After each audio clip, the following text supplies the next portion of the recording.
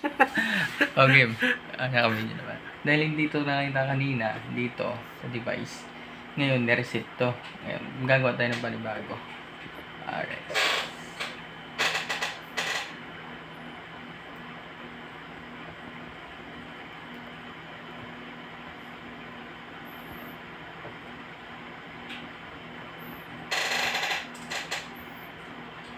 Ay, mali. Password. Oo.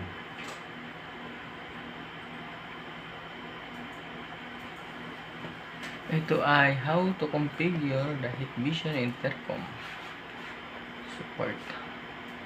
Gagawa ka ng email.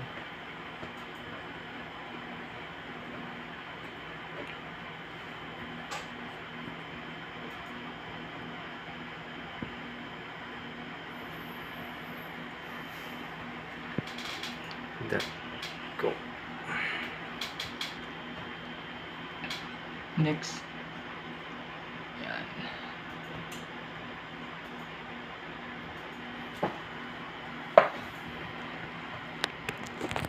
Ayan siya. Lumabas yung IP nito, lumabas dito. Ngayon, check mo lang siya. Yan. Tapos finish.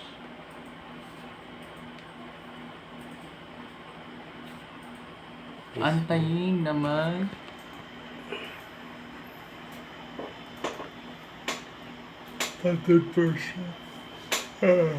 Ayan na, ayan na. 5%. Here we go. After 1 hour, 5%. Start. Oy, nag-configure na siya. Oh. Nag-automatic na. Ayan. Yung icon niya, nabago na. Tino yung ano niya. Testing muna tayo. O, ayan. Kita-kita ka na. Oo. Ayan. Lakas. Ngayon, titingnan natin yung IP niya. Kasi, na-configure na natin. Pasok natin yung password na ginawa natin. Admin. Nagkusa na siya, no? Oo. Ano? Ayan. Ngayon, dito ka pupunta sa icon na to, nag-loop, para magbago ka ng IP address. Ayan, gateway, tapos yung IP address niya. Gateway. Pares lang. Nag-set na siya. Nag-automatic na. 255, 264. Ayan. Ngayon, hindi mo na siya babaguhin. Ay, nag-back ulit. RX. Admin. Dahil, ano yun?